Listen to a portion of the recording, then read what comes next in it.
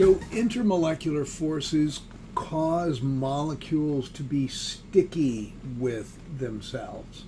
So molecules of water will stick together, hydrogen end to the oxygen end of the very polar water molecule, and cause properties like surface tension and a high boiling point. Vapor pressure for water molecules will be very low. That's the propensity for molecules of water to move into the vapor phase. Viscosity, the resistance of those molecules to flow past each other, and solubility. So substances that are similar in their intermolecular forces will tend to dissolve in each other. So polar solutes will dissolve in water because water is a polar molecule. So higher intermolecular forces will give you a higher surface tension, and higher intermolecular forces give you a higher boiling point because you're trying to break those intermolecular forces. Vapor pressure, on the other hand, goes the other way. Vapor pressure is the tendency for molecules to want to move into the vapor phase, and the stronger the intermolecular forces, the lower that tendency will be, the lower the vapor pressure.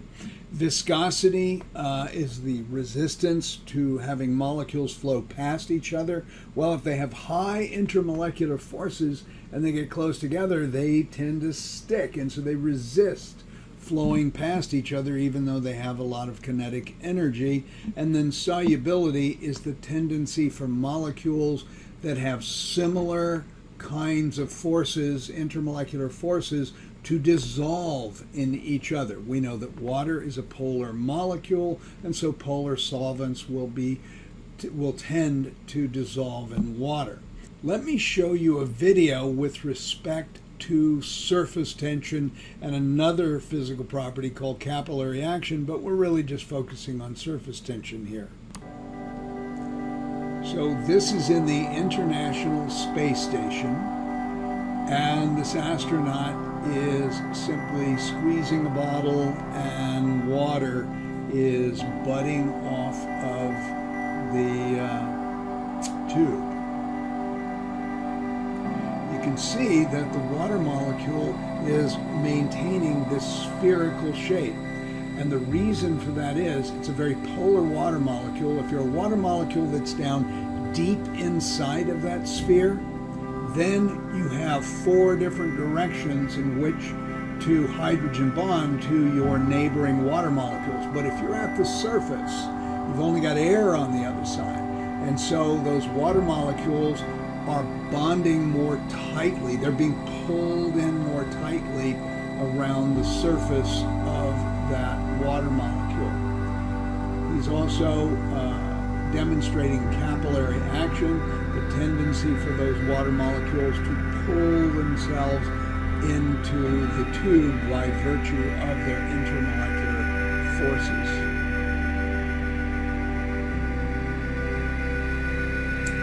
Fascinating. Really would love to go to the International Space Station. Perhaps some of you will pursue that dream of becoming an astronaut, go into space, advance science, take the next step forward. So let's take a look at this clicker question. Which of the following compounds should be the most soluble in water? We know that water is a polar molecule, that it is a molecule that looks more or less like this. It's capable of hydrogen bonding. It's very small, but it's very polar. And so if we're looking for something that's the most soluble in water, what we're looking for is another polar substance. So if we look at this compound looks like this. You've got chlorine, chlorine, chlorine, and you've got a hydrogen here. This would be polar. It's definitely not a hydrogen bonder. We would really like something that can either hydrogen bond or something that can take advantage of the polarity of water. We want the most polar substance that we can find if we're looking for the most soluble. All right, so this is polar, but just a little bit. Okay, just a little bit polar. This is a hydrocarbon. Anytime you see a compound that's composed only of carbon and hydrogen, you know that this is a hydrocarbon, and hydrocarbons are non-polar. So that's this guy right here, and that is a compound composed only of carbon and hydrogen. It just looks more or less like this. Anytime you have lots of carbons and hydrogens, you know that this is going to be non-polar for the most part, if there's nothing else on there. That brings us to this compound, which does have an OH, but here's what I want you to see.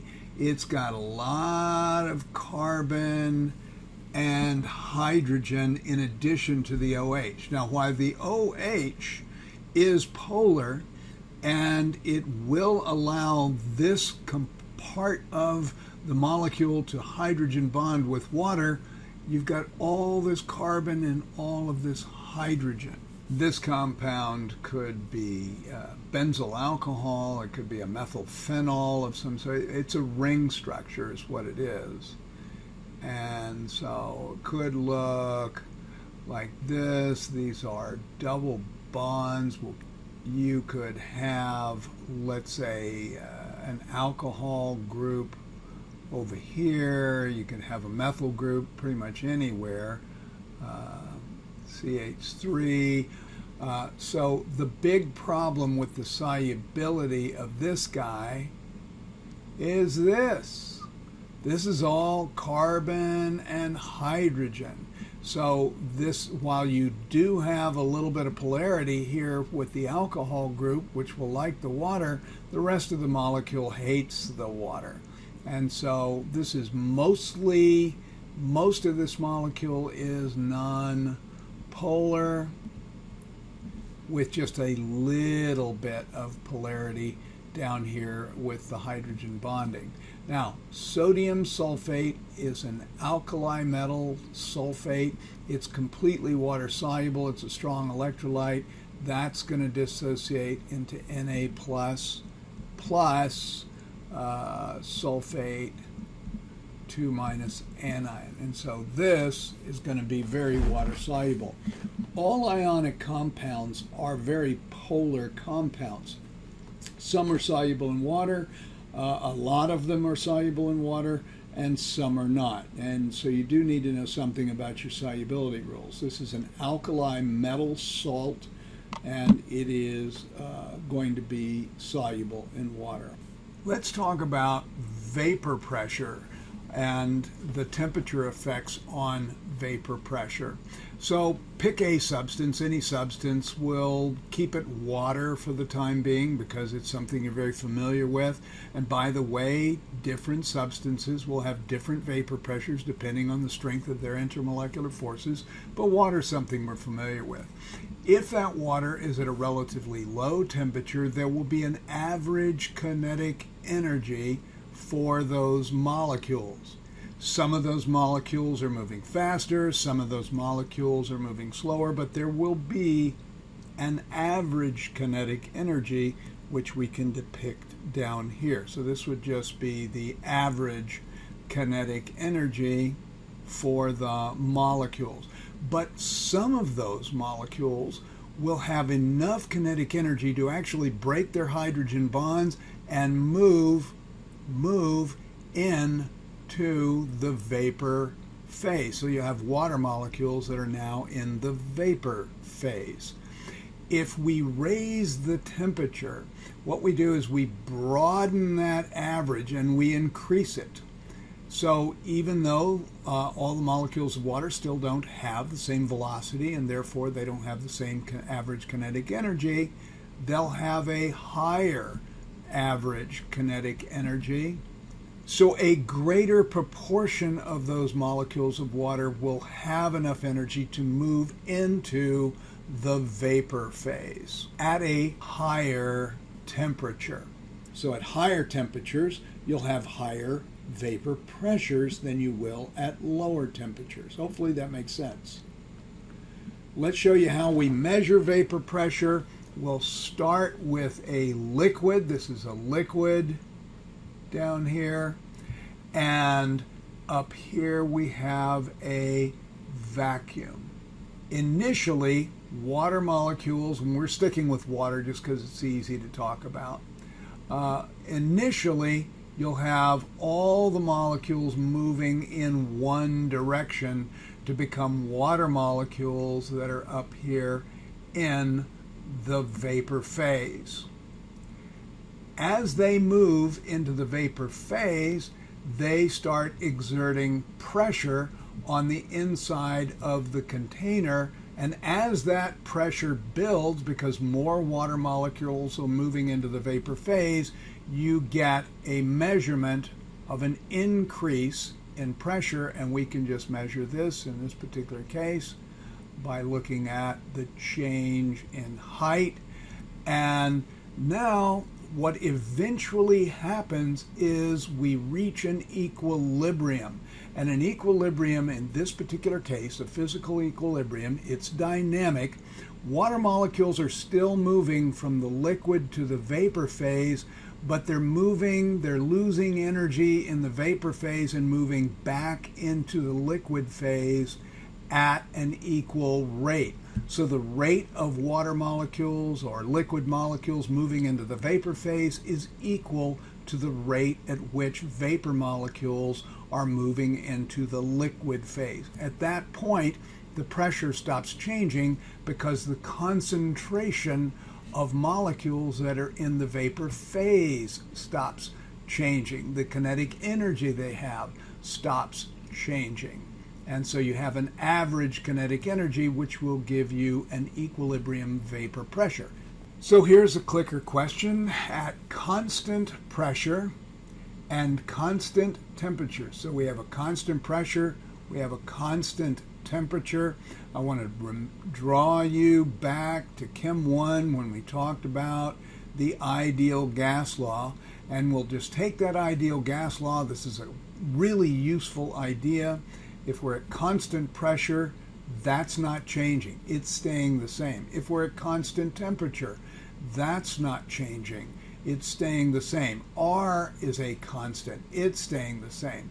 What this means is that the volume of a container is going to be directly proportional to the number of moles. N is equal to the number of moles of a gas that's in the container. And so while these numbers won't be the same, they will be directly proportional. And honestly, we could just draw you back to Avogadro's law. This is just a constant.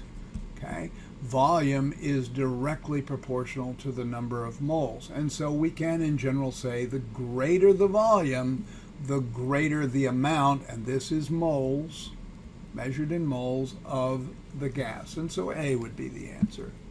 Let's pretend that this is a container on the stove. We'll stick to water because you're familiar with it. And we're going to apply heat. So I'm going to put a lot of flame down here. And we're going to apply, this is heat. It's either flame or an electric burner. And we begin to boil the water. And you know what happens when you're boiling water. You see bubbles form.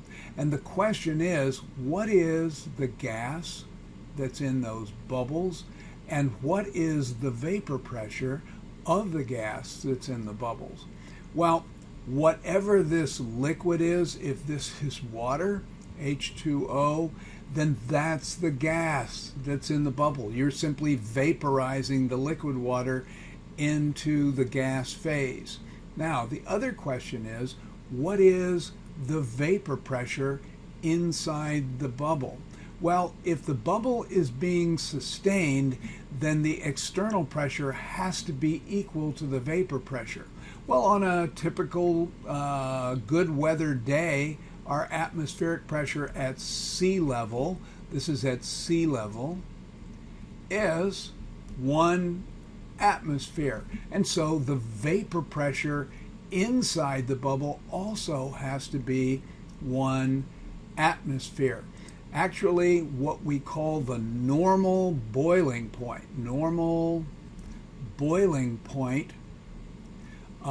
vapor pressure is 1 atmosphere because it's equal to the atmospheric pressure at sea level. And that's for any substances. Now, substances with stronger intermolecular forces, they boil at higher temperatures because it takes higher temperatures to break the intermolecular forces and force that liquid into the vapor phase.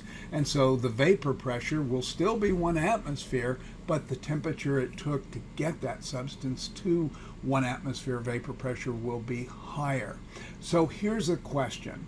Let's say I am on a camping trip and I go to Colorado and I climb a mountain. Let's say I'm at 10,000 feet of altitude. So I'm at 10,000 feet above sea level. Now, the atmospheric pressure at 10,000 feet is going to be less atmospheric pressure because I have less atmosphere. Remember, you've got the world, and then you've got a thin envelope of gas, which we call the atmosphere. Well, if I go up to 10,000 feet, there's less of that 50 kilometers of atmosphere pressing down, so the less atmospheric pressure means that when I boil my potato, the water, when it's boiling, is going to have a vapor pressure that's less than 1 atmosphere. The intermolecular forces are the same, but it's going to have a lower vapor pressure because of less atmospheric pressure, which means my potato boils at a lower temp. Because the atmospheric pressure is lower, the vapor pressure in my water when it's boiling will be lower, and so I'll have to boil my potato longer than I would at sea level because I need to keep adding heat to my potato. All right, hopefully that helps you to understand vapor pressure a little bit. So at 100 degrees Celsius, the vapor pressure of water is 1 atmosphere. That's at sea level, or equal to the atmospheric pressure on the liquid in an open container at sea level. At this temperature, interior bubbles will not collapse and the water boils. At high altitudes, up in the mountains, the air pressure is less than at sea level, thus the water will boil at a lower temperature. The vapor pressure needed to support a bubble is lower at high altitude. Therefore, cooking times are longer for things need to be boiled. Boiled eggs take longer to cook at high temperatures. Okay, what is inside the bubbles that form when ethyl alcohol boils? Is it air? Well, no. Here's your container. It's full of ethyl alcohol. Okay, C2H5OH. I don't know why you're boiling your ethyl alcohol. However, there it is, you're boiling it, and when you make bubbles, when those bubbles form, it's just the liquid turning into a gas. So ethyl alcohol will be inside of the bubbles. Continuing with vapor pressure. My gosh, it's vapor pressure all day long. All right, so real quickly, we're just going to look at different substances with different strengths of intermolecular forces. This is actually dimethyl ether, not diethyl ether, but it's an ether. It's polar, but very weakly polar, has weak intermolecular forces, and so it boils at 34.6 degrees Celsius. Now, the question is, what is the vapor pressure when it's boiling? Whatever the atmospheric pressure is. So these are normal boiling points, and so the vapor pressure will be 760 torr, or millimeters of mercury, for all of these substances. We also know this is 1 atmosphere. Okay? If we're talking about, let's say, ethyl alcohol, this stuff right here, it has the ability to hydrogen bond. It's polar, very polar, but it also has a little bit of carbon-hydrogen action going here. And so what we wind up with is a higher boiling point because it's a more polar molecule because of that OH group, can hydrogen bond with itself. So we have 78.3 degrees Celsius. Of course, water, we know water very well. It boils at 100 degrees Celsius at 1 atmosphere of pressure. The vapor pressure is 1 atmosphere. And then ethylene glycol, that's antifreeze. It has the ability to make hydrogen bonds on both ends, but it's got these carbons and hydrogen. The London forces are higher, and it can hydrogen bond on two big ends. It's a long molecule, much heavier than water is, and so its boiling point is way out here. I actually don't know what it is, but it's higher than water. But still, the vapor pressure when it boils would be 1 atmosphere if it's at sea level. Which of the following molecules should have the lowest vapor pressure? If we're looking for the lowest vapor pressure, okay, lowest vapor pressure, we're looking for the highest boiling point, and we're looking for the strongest intermolecular forces. Okay, so we're looking for the most polar molecule we got. Well, here's a hydrocarbon. We know this is non-polar, and it has a molar mass of 78.12. Oh my gosh. All of these are non-polar molecules. Here is boron trifluoride.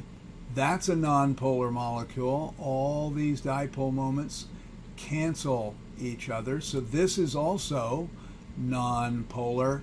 So if they're all non-polar, it's going to be whichever one has the highest molar mass. This is carbon tetrachloride. Carbon tetrachloride looks like this.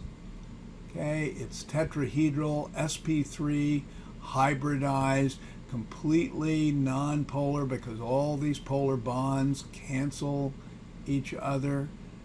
And so it's also, I'll just say NP, non-polar. And then PF5, this is a trigonal bipyramidal molecule. You've got a fluorine here, you've got a fluorine here, and then you've got fluorines in the equatorial region as well.